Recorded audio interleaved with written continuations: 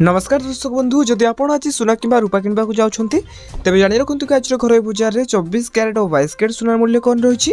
तेबे आज भारतीय बजार रे 24 कैरेट सोनार मूल्य 1,22,020 टंका रहिता बेले 22 कैरेट सोनार मूल्य 1,11,850 टंका रहिछि।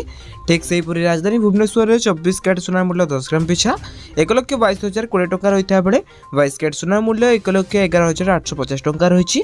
एबर कि मुंबई रे 24 कैरेट सोनार मूल्य 1,22,020 टंका रहिता बेले 22 कैरेट सोनार मूल्य 1,11,850 टंका रही।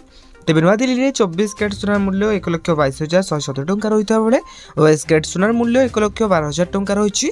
एपरिक दक्षिण भारत प्रमुख सहर चेन्नई में 24 कैरेट सोनार मूल्य 1,23,280 टंका रही 22 कैरेट सोनार मूल्य 1,13,000 टंका रही। एपरिक पूर्व भारत प्रमुख सहर कलिकता में यथाक्रमे 1,22,020 टंका और 1,11,850 टंका रही सोनार मूल्य।